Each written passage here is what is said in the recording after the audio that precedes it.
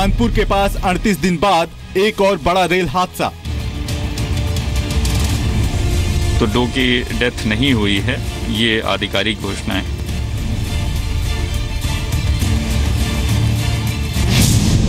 Sealdah Ajmer express की 14 बोगियां पटरी से उतरी।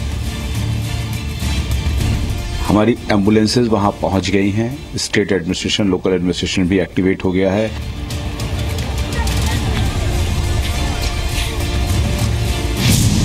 रेल यात्री ज्यादा पैसे भी दें और रेल हादसा भी झेलें।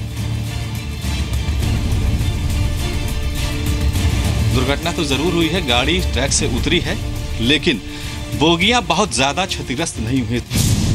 सुविधा के नाम पर सफर महंगा, हादसा रोकने की गारंटी नहीं।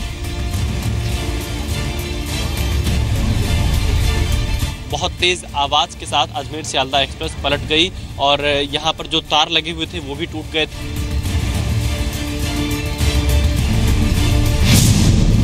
रेल हादसे तो रुक नहीं पाते, फिर कैसे चलेगी बुलेट ट्रेन? ट्रैक पूरी तरह से क्षतिग्रस्त हो गया है। सरकार सिर्फ अपना खजाना भरे और जनता अपनी जान गंवाए।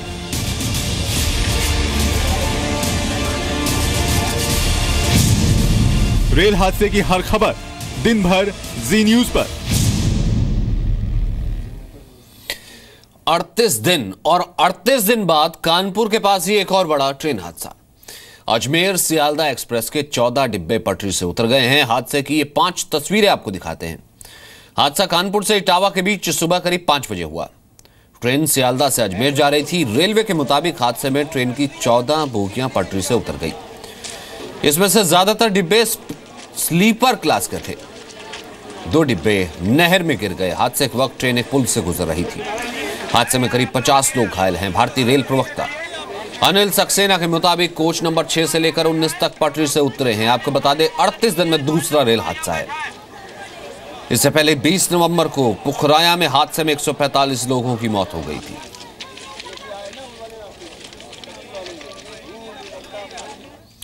अजमेर सियालदह ट्रेन हादसे पर रेलवे के प्रवक्ता अनिल सक्सेना के मुताबिक हादसे में किसी की भी मौत नहीं हुई है। एनडीआरएफ की टीम मौके पर पहुंच गई है। लोगों को बचाने के लिए स्पेशल ट्रेन और बसें भी चलाई जा रही हैं। रेल मंत्री सुरेश प्रभु ने हादसे की जांच के आदेश दे दिए हैं। हादसे की जगह पर मेडिकल और रेस्क्यू टीम बचाव के काम में जुट गई है। ट्रेन हादसे में घायल लोगों का इलाज कानपुर देहात के लिए जिला अस्पताल में हो रहा है। कानपुर में बाकी अस्पतालों को भी अलर्ट पर रखा गया है।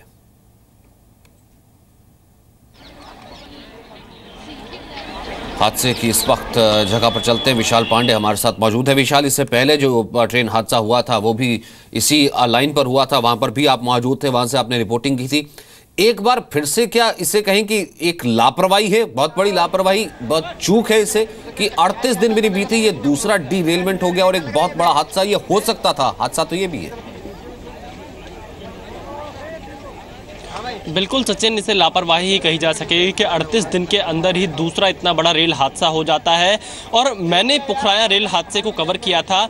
मैं ये बता सकता हूं कि जो ये रेल दुर्घटना हुई है ये पुखराया से ज़्यादा बड़ा रेल हादसा है, लेकिन संयोग इतना अच्छा था कि यहाँ पर किसी की कैजुअलिटी नहीं हुई, किसी की मौत नहीं हुई। सिर्फ 50 से 60 लोग घायल हुए हैं और उन्हें अलग अलग हॉस्पिटल्स में एडमिट कराया गया है। सवाल यही है सचिन कि आखिर हर बार जाँच बैठा दी जाती है। जैसे पिछली बार डीआरएम को ट्रांसफर कर दिया गया था, उन्हें दोबारा डीआरएम बना के कहीं दूसरी जगह भेज दिया गया था, कुछ छोटे अधिकारियों को सस्पेंड कर दिया गया था, और फिर अब उसी कानपुर में जहां पर 38 दिन पहले पुखराया में रेल हादसा हुआ था, उसी इलाके में एक बार फिर ये इतनी बड़ी रेल दुर्घटना हुई है, लोग घायल हुए। एक बार हम अपने कैमरामैन से कहेंगे तस्वीर दिखा दें।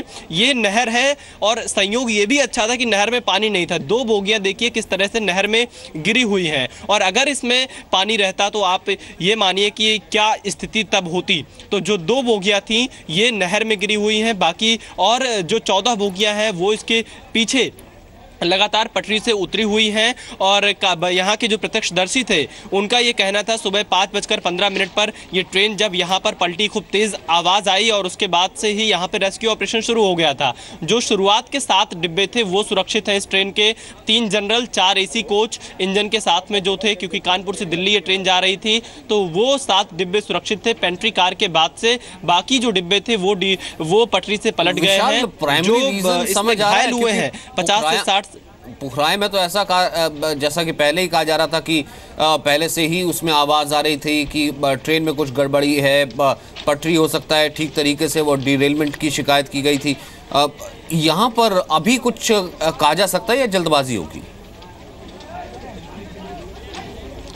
देखिए सचिन, अभी कुछ भी कहना जल्दबाजी ही होगा, क्योंकि रेलवे की तरफ से भी कोई इस मुद्दे पर कुछ बोलने के लिए तैयार नहीं है कि वजह क्या थी, क्या कारण थे कि ये 14 डिब्बे पटरी से पलट गए। जो प्रत्यक्षदर्शी थे, 2 ट्रैकमैन जो जिनसे भी हमने थोड़ी देर पहले बातचीत की थी, उनका ये कहना था कि 3 बजे के करीब वो लोग इस पूरे पटरी को चेक करते हुए आगे बढ़े थे। यहाँ से 900 मीटर की दूरी पर थे जहाँ पर मैं खड़ा हूँ, या जहाँ पर ये ट्रेन पलटी है, और 5:15 बजे करीब उन्होंने देखा कि ट्रेन एकाएक पलट गई। तेज़ आवाज़ आई, जब ट्रेन पलटी तेज की आवाज आई और डिब्बे पलट गए। लोग चिल्ला रहे थे तो आसपास के गांव के लोग उनको बचाने आए, लेकिन वजह क्या थी, क्या कारण थे, अभी इस पर कोई कुछ बोलने के लिए तैयार नहीं है। प्राइमा फेसी अभी कोई अभी ये यहाँ पे समझाने के लिए, बताने के लिए नहीं है कि आखिर दुर्घटना की वजह क्या रही, ट्रेन क्यों पलटी। लेकिन बताया जा रहा है कि सुबह का वक्त था, कोहरा क्योंकि ज़्यादा था, तो कुछ लोग इस तरह की आशंकाएं लगा रहे हैं कि कुछ तकनीकी दिक्कतें आ गई थी डिब्बे में या पटरियों में, लेकिन कोई इसकी औपचारिक पुष्टि नहीं की है किसी ने। सचिन।